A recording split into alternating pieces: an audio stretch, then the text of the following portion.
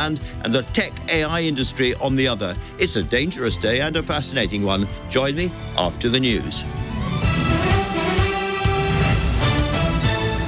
On your radio, on the LBC app, and Play LBC. leading Britain's conversation. This is LBC. From Global's newsroom at 6 o'clock, Sir Keir Starmer has rejected claims he's been dragging his feet over a public inquiry into grooming gangs. The Conservative says he didn't need to wait for a report that's found victims were let down by authorities before announcing the review. The party's leader, Kemi Badenoch, wants an apology. He and the Home Secretary dismissed calls for an inquiry because they did not want to cause a stir. They accused those of us demanding justice for the victims of this scandal as, and I quote, jumping on a far-right bandwagon. The Foreign Secretary has urged Israel and Iran to show restraint as the conflict between the two countries continues to escalate. Israel's president says it had no choice but to strike Iran as it was proceeding dramatically towards a nuclear weapon. Iran says its infrastructure is legitimate. A nursery worker has been convicted of 21 counts of child cruelty at two nurseries in London. In one, 22-year-old Roxana Lecker was filmed kicking a little boy in the face. And the Women's Super League will expand to 14 teams from the start of the 26-27 season. A promotion and relegation playoff will also be introduced following a meeting by shareholders. In the city, the FTSE 100 has closed up 24 points at 88.75. The pound buys $1.35 and €1.17. LBC weather, spells of rain pushing eastwards across Scotland tonight, heaviest in the north and west. Some light rain for Northern Ireland too, a low of 9 degrees. From Global's newsroom for LBC, I'm Amelia Cox. This is LBC from Global, leading Britain's conversation. It's 6 p.m. Now, tonight with Andrew Marr. Good evening. Westminster is broiling and everybody's holding their breath. Israel launched a surprise attack on Iran, killing many nuclear scientists and military leaders, but it hasn't so far destroyed Iran's nuclear program, and its own Iron Dome defense system isn't perfect. Iranian missiles are getting through. So, what next? Will America intervene to give Israel the bunker-busting bombs that could end the Iranian nuclear program? Should Britain become involved? Are there really roads to de-escalation with both Israel and Iran backing down a bit? And if there aren't, how widespread, how dangerous could this new war now become? I imagine quite a few of you will be thinking, well, sad and terrible, but it's over there. It's a long way away. It's not really something I need to worry about. Up to you, but looking ahead, there may be threats to the oil price and therefore inflation and even taxes here. We don't live in a world where we can just pull up a drawbridge and huddle comfortably at home. This is dangerous and unpredictable, as the presenter of Iranian state television discovered in the last hour. آنچه که ملاحظه کردید، صدایی که شنیدید، فضای غبارآلود استادیوم.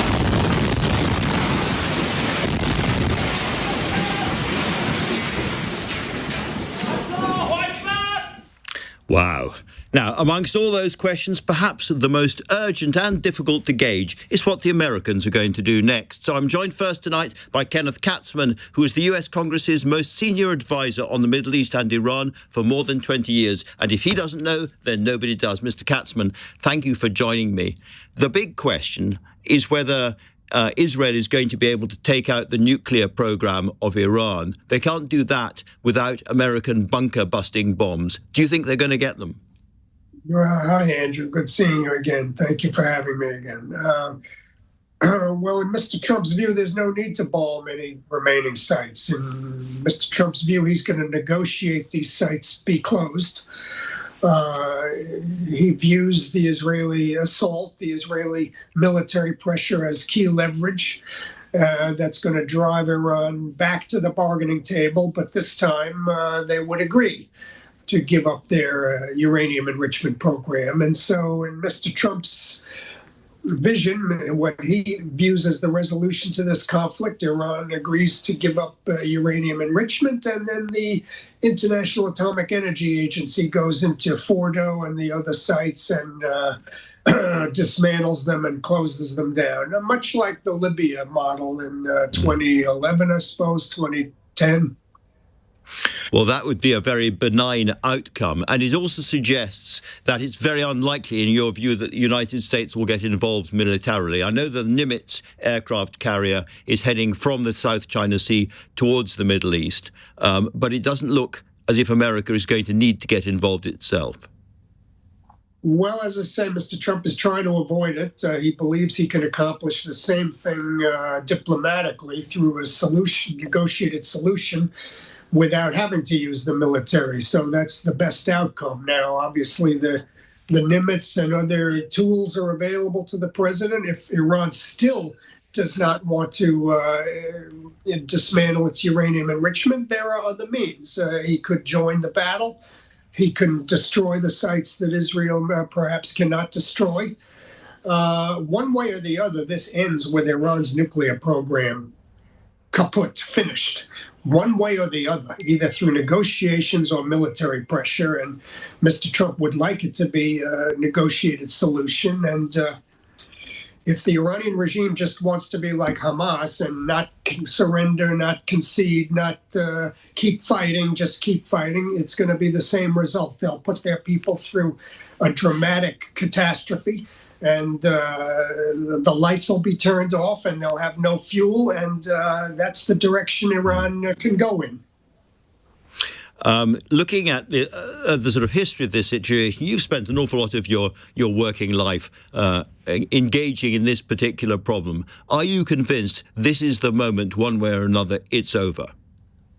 Well, the nuclear, the regime is a broader question. Obviously, from what Israel is striking, it looks like they want to destabilize the regime. They hit state television today. They've been hitting police stations. They've been hitting the Basij, which puts down riots, the IRGC, which puts down riots and demonstrations. And so clearly they're trying to shape the battlefield to take out the regime. But it's still, that would be difficult. It's still, I don't have that as the most likely outcome. But the nuclear dismantlement of enrichment sites, believe that's achievable. Yes, sir.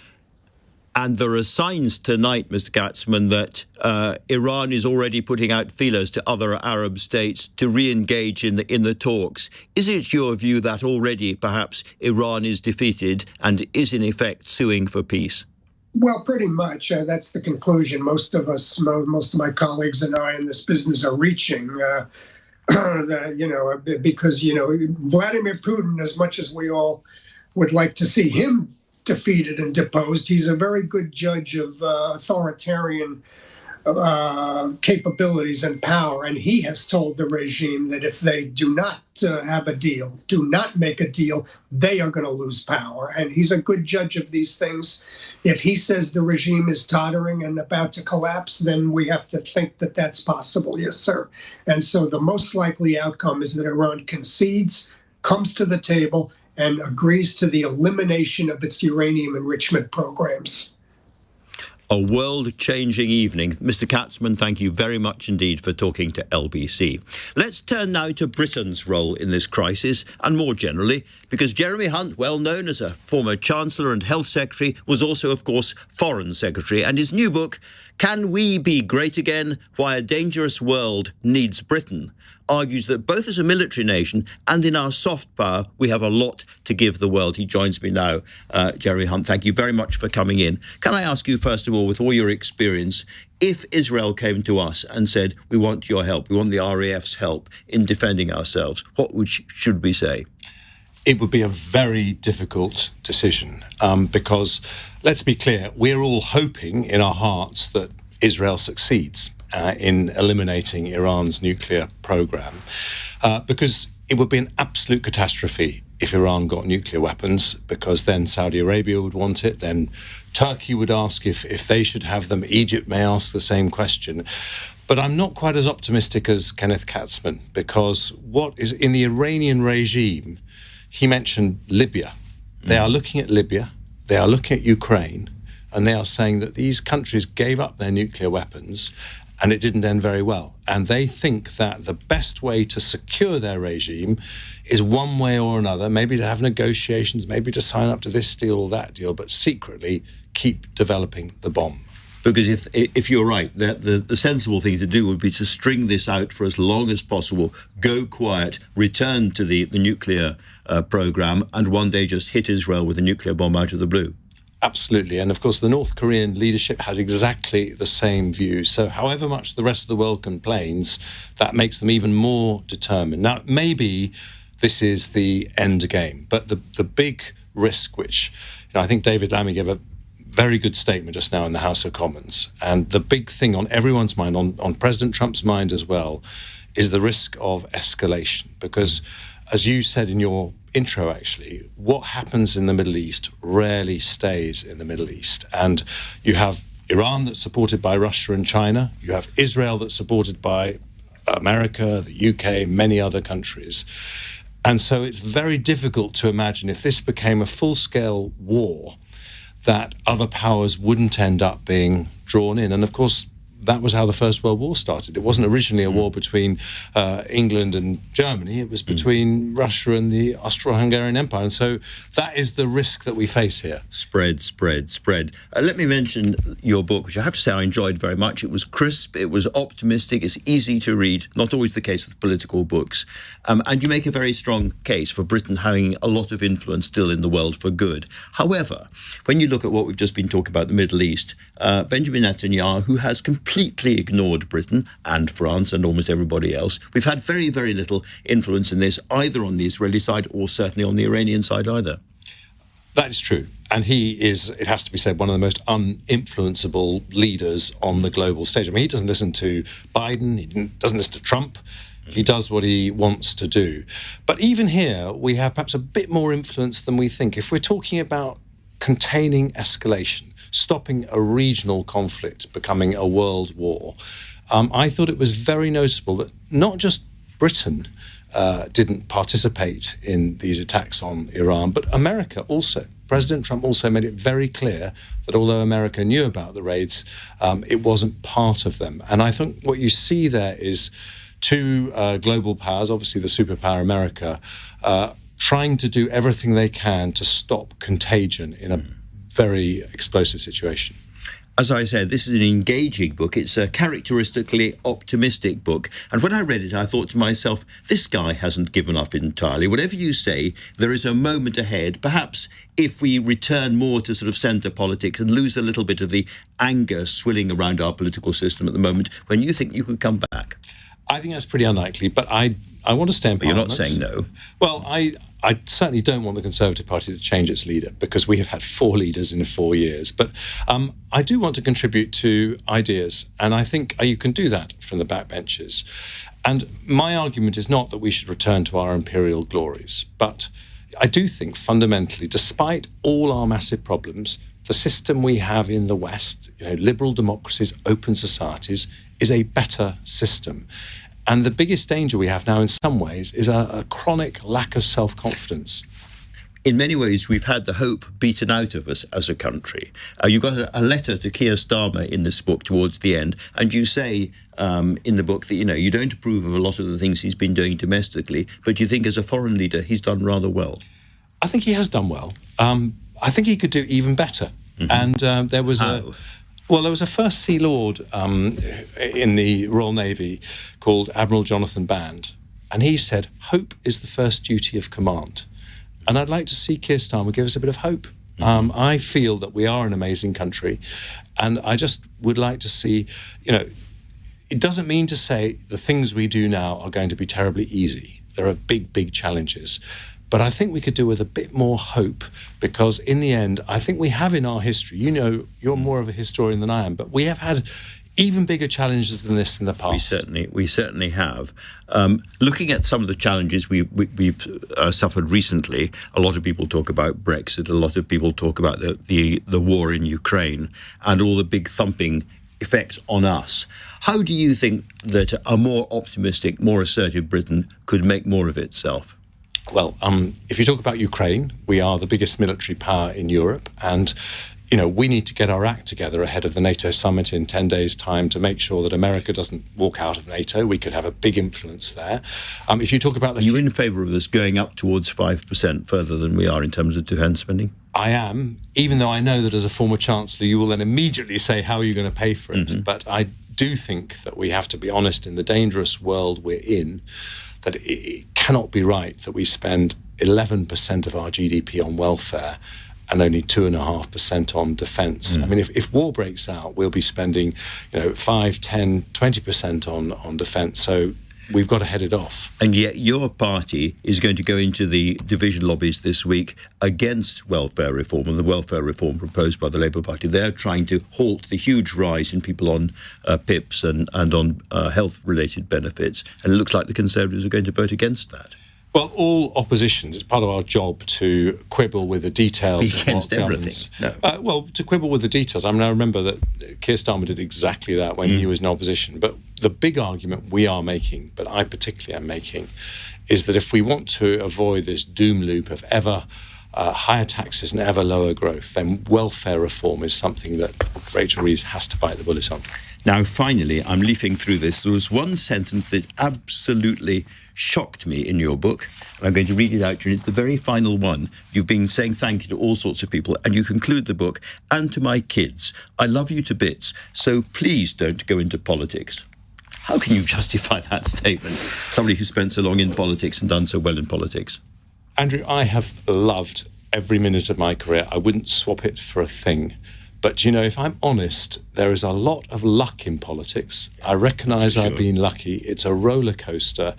And it's like spinning the roulette wheel of life. And I'd like my children to have a slightly calmer, more predictable life than I've had.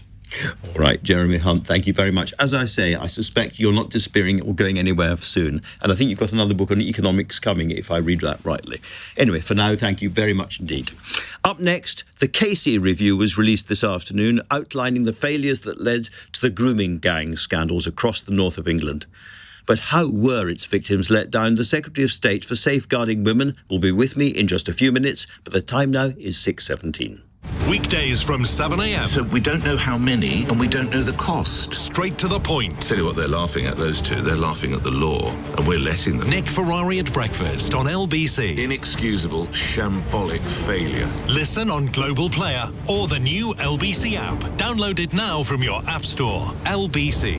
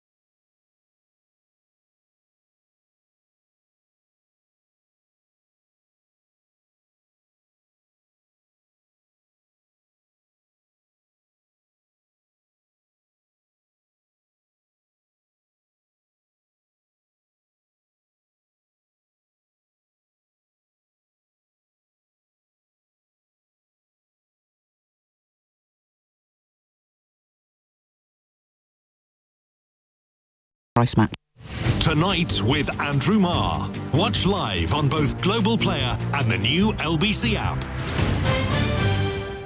6:19.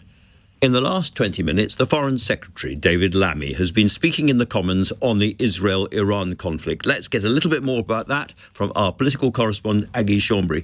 Aggie, as I said right at the top of the show, one of the big unanswered questions is Britain going to be involved? And there have been reports tonight that Britain is not going to be sending jets, even if Israel is attacked again, and we have decided to stay clear of this. What can you tell me? That's right. So this has been the question kind of dogging the last few days since Friday, and it sounded over the weekend, hearing from the Chancellor, Rachel Reeves, like potentially Britain would get involved militarily.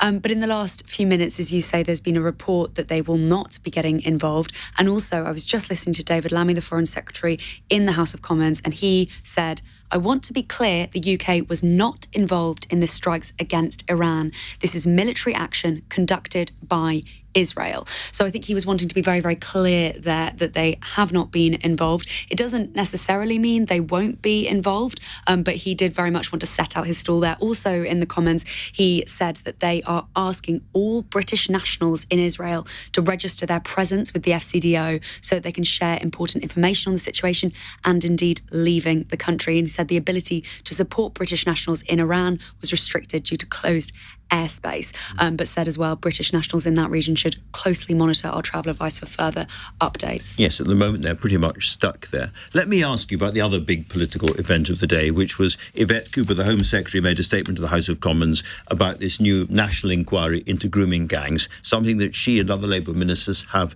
resolutely opposed in the past.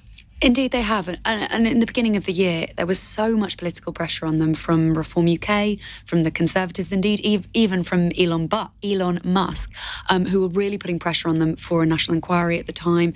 The government said, look, we've already had an independent inquiry. We've already heard from Professor Alexis Jay on this, and we just need to implement those recommendations. So they got Dame Louise Casey to do a rapid review, as they called it. And today, Louise Casey's report has been published. And alongside that, Yvette Cooper, the Home Secretary, has said that she's going to accept 12 recommendations as part of that. But also, they say that Louise Casey effectively sounds like she changed her mind. So in January, sounds like she didn't think there should be a national inquiry, but she spent this time speaking to victims and now thinks there should. She's obviously not a politician, Andrew. So it is politicians making these decisions. And so Keir Starmer has decided, in their version of events, has decided to accept what she said, and now there will be a national inquiry. A big shift of view, certainly, Aggie. Thank you very much indeed. Now, as we've just been saying, one big domestic story we have to get our teeth in today is the grooming scandal. And after long delays, the Prime Minister, Keir Starmer, has now agreed there must be a national inquiry into the grooming gangs. He wasn't moved by opposition politicians or some of his own backbenchers or Elon Musk tweets or whistleblowers. But after Dame Louise Casey studied the issue and said a national inquiry would be a good thing, Sir Keir, who once suggested it would be pandering to the far right, has given the go-ahead. The new inquiry will compel people to give evidence, and it'll be able to trigger local investigations where the police and local councils have obstructed them in the past. I'm joined in the studio now by the Minister for Safeguarding and Violence Against Women and Girls, Jess Phillips. Jess, thank you very much indeed for coming in. You famously, earlier in the year, said in regard to Oldham that you thought local inquiries were much better and a national one wasn't needed. Have you changed your mind, and if so, why? I mean, I still think that a localised inquiry, doing an enormous national inquiry that would take in the entire country would not serve to change anything on the ground in Oldham. And I made those statements on the basis of the work that I had watched be really successful in the local inquiry in Telford. But actually, along with Louise Casey's findings, I have to say I had, myself and the Home Secretary had come to similar conclusions that we needed a national body that would compel places to undertake it and also compel people to give evidence. And that is exactly what we will do. So in a sense, you're saying this is not our national inquiry. Well, it's not like the previous, sort of 7-year-long national inquiry was undertaken by Professor Alexis Jay, who I have to say did a brilliant 2-year piece of work already on grooming gangs, of which, and actually what Louise Casey finds, which is the most devastating, although I have to say not a surprise to somebody like me who has been campaigning and working in this field for a long time, is that many reviews, no change. But, Louise Casey's grooming part of the national inquiry that has already happened made recommendations that had sat on a shelf. And we'll see what happens now. Do you think this is the pivotal moment now that we're going to see through those local inquiries, people forced to give evidence, finally the truth coming out? Look, I think quite a lot of truth has come out. What has not come out, and what victims tell me, is that they feel that nobody is accountable. Now, making people accountable for their failures in office it will be able to be done in public through this process. However, making sure that people are truly held accountable is much more complicated, I think, than people recognise. But that is what they have asked for, and that is what they want. And let's be blunt, we are talking about Labour councillors and Labour Party members up and down the North and Midlands of England. Not just Labour councils and Labour councillors, I have to say. But yes, 100%. I mean, it would be wrong of me to preempt what might be found. But, you know, I heard an interview with John Cryer, my Labour colleague, talking about his mother, Anne Cryer, who was called racist by some of her Labour colleagues in Bradford for suggesting that there was a grooming problem some 30 years ago. And in that context, what about an apology to, I'm not suggesting necessarily to your political opponents, but to all those people up and down the countries who raise this issue and have been accused of pandering to the far right? Look, I think that, I have to say, the Prime Minister, who I have to say I remember decades ago him being in meetings with people like me who ran rape crises for children who'd been groomed, trying to make sure that the CPS was doing the right job in this. I think that what he was saying was that Kemi Badenoch and Chris Phillips, the Shadow Home Secretary, have found themselves very newly interested in this issue. And lots of people have asked me today, do you think this would be happening without Elon Musk? I don't think they'd be interested without Elon Musk. However, there are many of us who have been ploughing this furrow and seeking to change this. Myself, the Home Secretary, the Prime Minister. What he was saying about the bandwagon in that instance was, where have they been for all the years they were in government? It's a fair question. But in a sense, perhaps, although they were very, very rude and abusive and so forth, without those Elon Musk tweets, perhaps today wouldn't have happened. I have to say I don't agree. I think that the victims are the people who should be given the credit for the campaigning that they have done, both in local inquiries, in all of those reports that have written. I met a victim from Bradford just a week ago and was speaking to her again today, and honestly, this woman and many other I've met before changed the course of my thinking on a daily basis, and it is them who deserve this credit. And anybody else trying to claim that well, you know, it's arrogance, frankly. All right, arrogance. Let me ask you finally directly about this notion that a kind of liberal squeamishness has really, since the 1960s, caused lots and lots of people, not just on the left, but across politics, to deliberately turn their eyes away from what was really happening, or use euphemisms or soft language to describe it. Yeah. That is what Louise Casey finds, and I have to say that doesn't surprise me. That is absolutely the case. And I know that from the evidence that she has put into her audit, but also I have worked in this field for a long time. I have seen it with my own eyes, that there is not just a squeamishness about the ethnicity of those who perpetrate this crime, but also a misogyny and the dismissal of young women's voices as if they're wrong-uns, they're sluts, they're like kids in the care system or kids who are asking for it. Like that those two things together, I have to say, have caused, frankly, the inaction that Louise Casey highlights in her report. Has there been, in modern Britain, a case of the state, however defined, so failing so many people as this? Look, I don't want to pay the hierarchy of harm.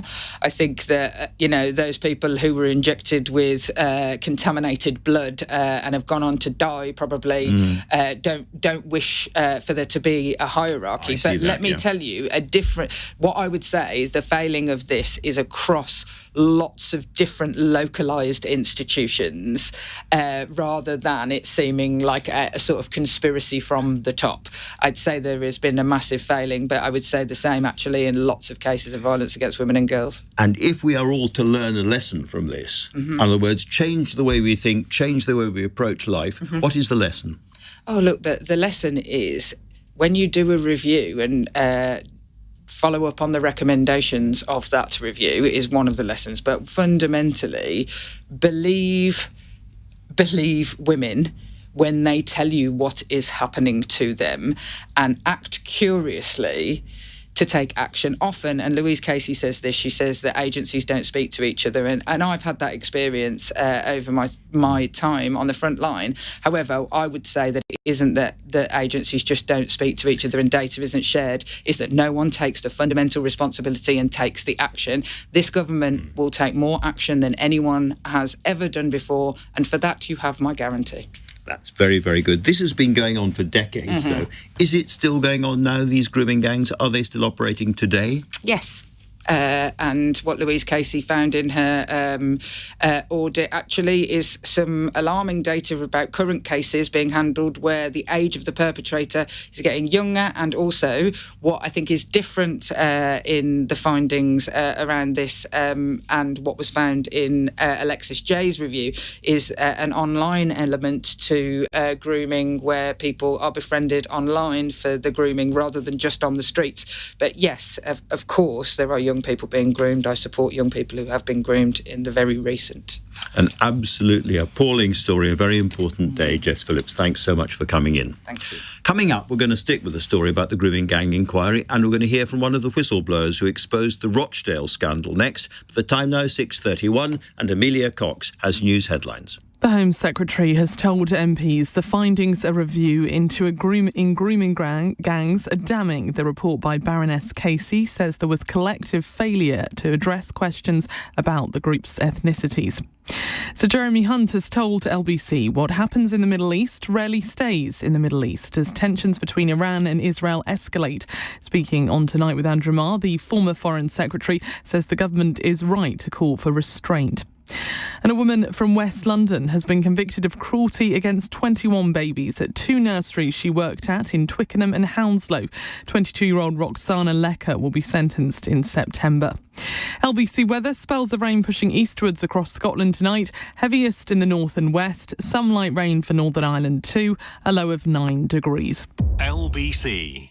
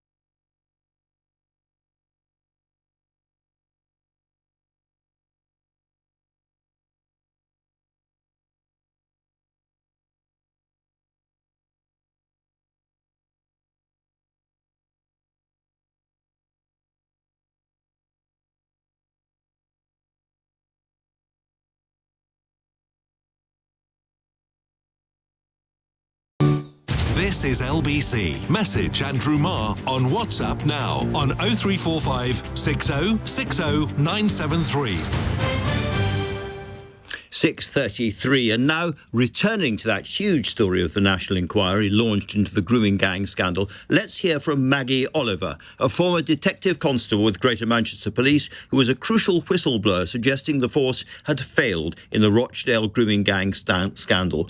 Maggie, this must feel bittersweet, a moment of vindication in a sense, but it's come very late. Good afternoon, Andrew. It's another moment of vindication in what has been a long journey. And I hear the politicians today apologising, and I am staggered that they can stand there and pretend they didn't know what was going on. It's been crystal clear for decades. I've been banging this drum for 15 years, maybe more. I've been to politicians of every political persuasion. This is not new. But what I would say, Andrew, is that I have got the greatest respect for Louise Casey. She came to me in February, and we spent several hours together where I shared my experiences, and then she reapproached me a few weeks ago and asked me to pull together a group of survivors from all around the country. She sat down with them and she listened, to every one of them, and she was as horrified as I am. And that's why I resigned from Greater Manchester Police. But when I hear, Jess Phillips or Yvette Cooper saying, this is news, it wasn't known. It was known many, many years ago. And those in positions of authority, chief constables, home secretaries, heads of social services, they abandoned children on a monumental scale because they couldn't accept the reality that when we talk about this particular kind of child abuse, the perpetrators are predominantly Pakistani Muslim men, and the children are very vulnerable children to start with. The authorities turned a blind eye, but knowingly. This was not a mistake, Andrew. It was a deliberate neglect of duty. And I want to see accountability. I would really like to see a chief constable prosecuted. The other thing I would say is that whilst I know victims and survivors who haven't been heard do want another inquiry, I put my trust in the previous national abuse inquiry led by Alexis J. 7 years, millions of pounds, 20 recommendations sitting on a shelf for the past 3 or 4 years. My legal team today have served Yvette Cooper with a pre-action protocol letter to say that the Maggie Oliver Foundation, which I now am the chair of, we are taking the government to a judicial review to force them to implement initially those 20 recommendations. They include having a Minister for Children in the Cabinet, preventing or forbidding pain compliance with children, mandatory recording of ethnicity, culture, occupation of all sexual abusers. Yeah. All those things should have been done decades ago, Andrew. So today it's a great Maggie, moment.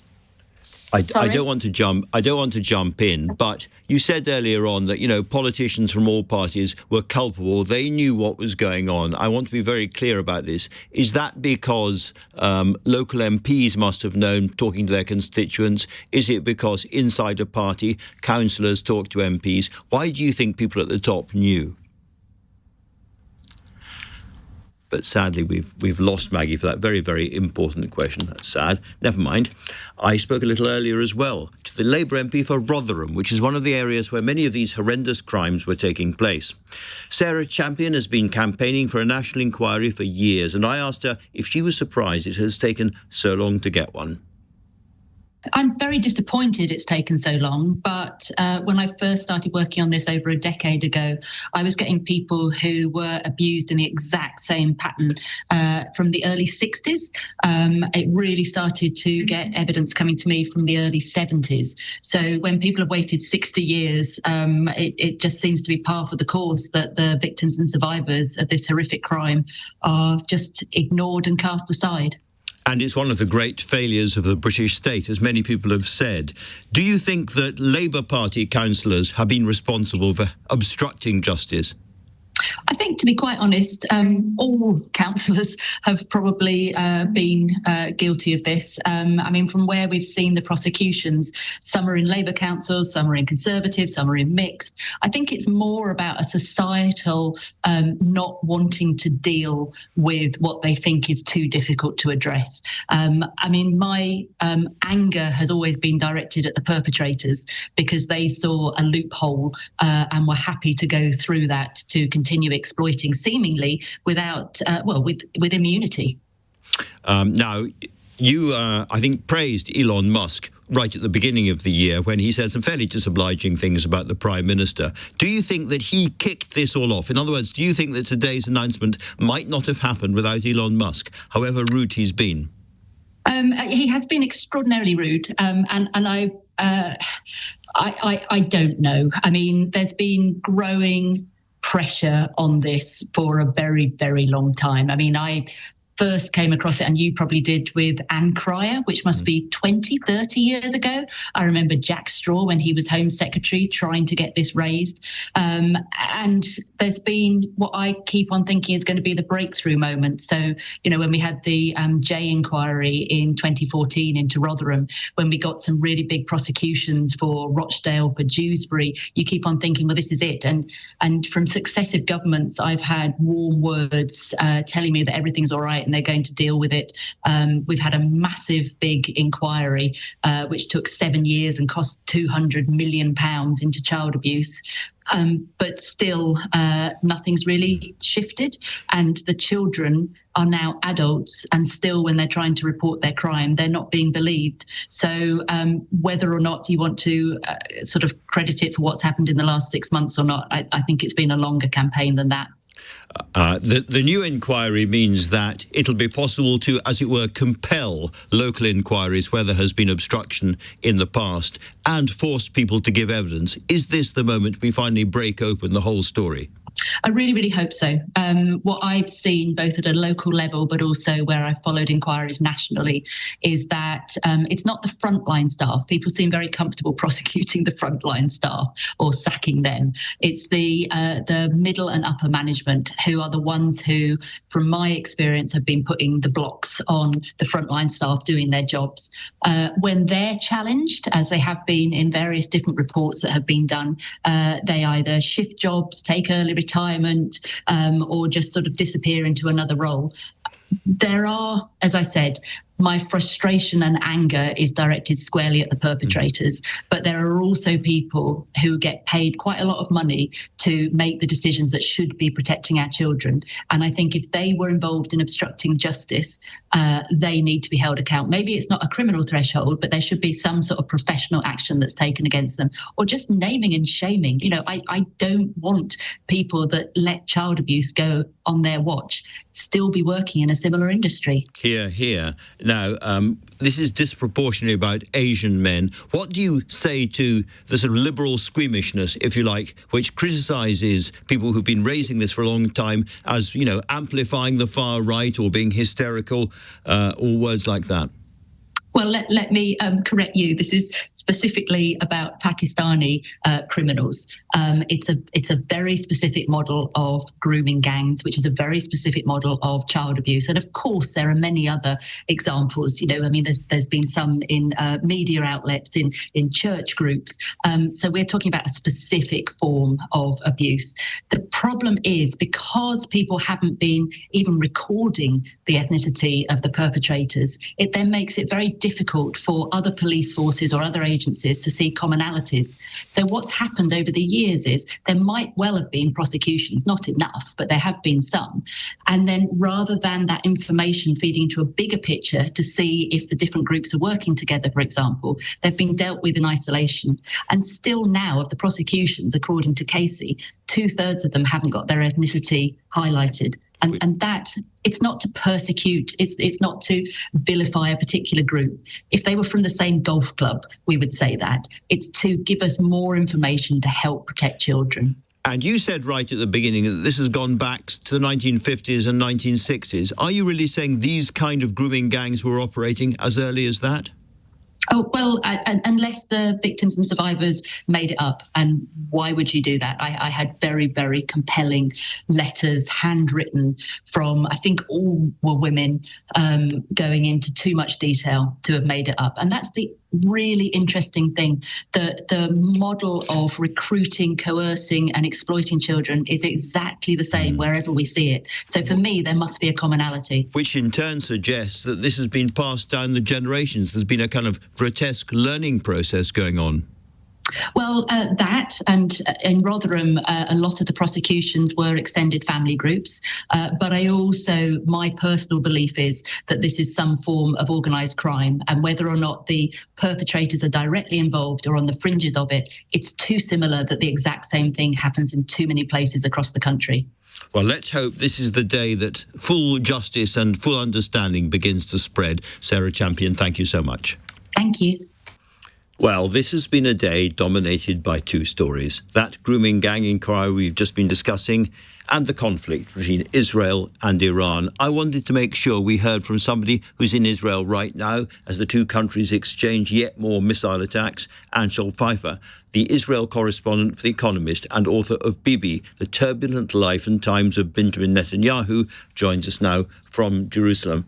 Ansel, what is the atmosphere in Israel, given how much people relied on this Iron Dome for complete protection? There was a sense even around the world that this was the absolute ne plus ultra of protective devices, and yet it is letting some rockets through. Well, let me just correct you there, Andrew. Iron Dome is a short-range missile defense system. It's not even being used in this war with Iran. Other types of systems, mainly the Arrow missile defense system, is the one that's being used. And from what we're seeing now, it's keeping up interception rates of around 90%, which is what the manufacturers have expected, and that's quite significant. It means that around 300 ballistic missiles launched by Iran over the last 3 nights, only around 30 have made it through. I think that's quite a remarkable success rate. And we've seen. I went to a number of bomb sites today. Obviously, people were concerned, but also there's a feeling that it could have been much worse. And Israel and Iran have both been preparing for this type of a war for many years, and Iran has built up its missile industry, and the scenarios that Israelis were hearing, but not just regular civilians, the scenarios that the military had been preparing were of much, much heavier casualties. And I think that was a lot of the feeling I was getting today, that it could have been a lot worse. That's really interesting. Now, as I said, you're a biographer of Netanyahu. He's been under huge political pressure inside Israel, not just because of Gaza, but because of his own business interests and corruption probes and the rest of it. Is this a moment when Israelis are, as it were, giving him a slap on the back for doing the right thing? Is he becoming more popular, do you think, as a result of this? Well, we're still in day 4 of this war, so I don't think there's any reliable polling. You're certainly correct that over the last 2.5 years, even before this, the war in Gaza began, his popularity, his ratings, his party's polling were all at rock bottom and haven't really revived. Now, this is a war which Israelis are supporting, because the huge majority of Israelis believe that Iran poses an existential threat to Israel. The question is, does the support for the war also translate into support for Netanyahu? Now, around the Gaza war, we also saw certainly in the first few months, that the majority of Israelis supported the war after October 7, retaliating to Hamas. That did not translate into support for Netanyahu. And actually, I spoke at the time with a number of political scientists who said it was fascinating that what they call the rallying around the flag effect, which at times of war and emergency, countries band around their institutions and around the leaders, that did not happen for Netanyahu. Israelis came together to fight the war against Hamas after October 7, but Netanyahu's popularity nosedived. That may not be the case in the next few days. I think he probably will get some form of a bump. We'll see how long that lasts. We certainly will. Anshel, thank you very much indeed for that. Much appreciated. Now then, we're going to hear next from an Iranian-born feminist campaigner who fled Iran with her family in the 1980s and has been a prominent voice for women's rights in Iran ever since. That's just in a few minutes. Time now, 6:48. Coming up at 7 on LBC, Simon Marks. The Prime Minister again calls on Israel and Iran to de-escalate their conflict. But if the mullahs are on the ropes, are we right to demand a de-escalation? Simon Marks on LBC.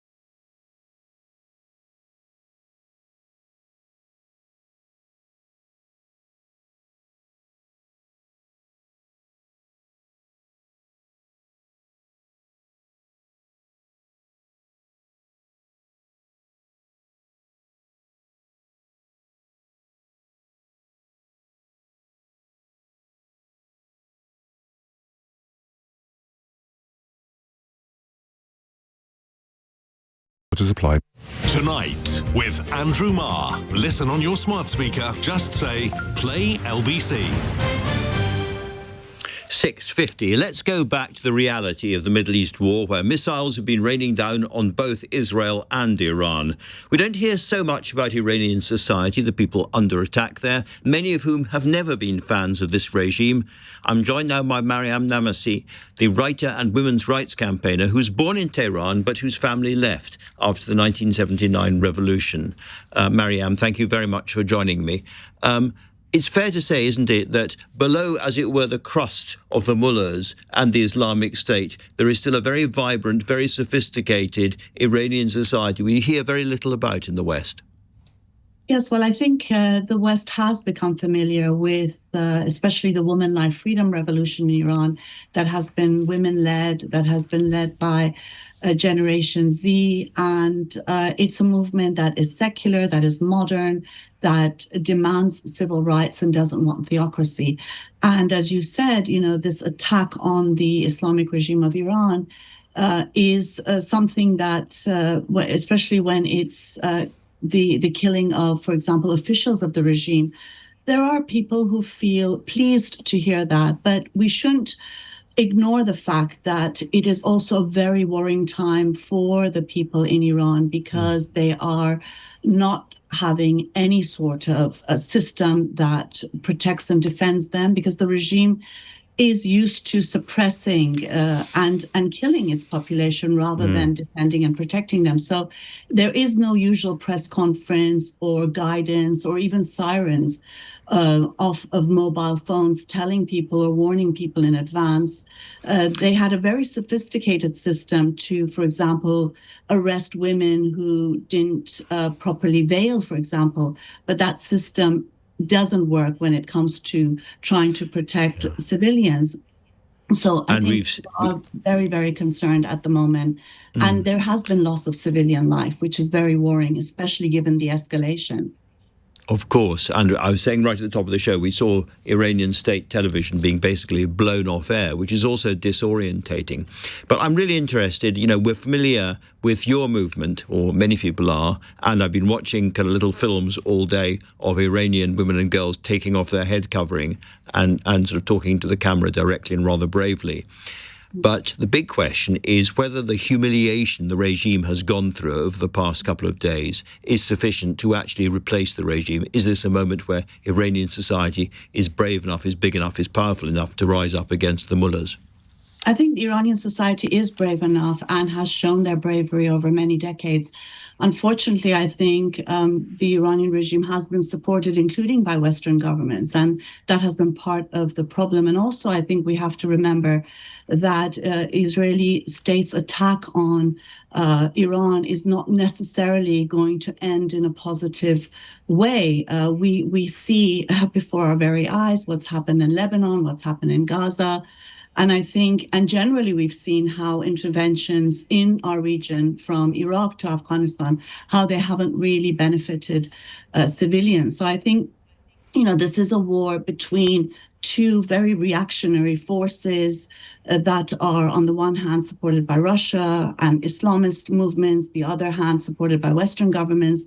And I think it has a very dangerous it could have very dangerous consequences for the region. It could fragment Iran. It could have a very dark and bleak scenario, more so than it even has today. And so I think it's really urgent that all efforts are made to stop the war. I think people in Iran will get rid of this regime, but that has to be done by the people of Iran and not from above, and not by war, and not by the murder of civilians and the destruction of Iranian society.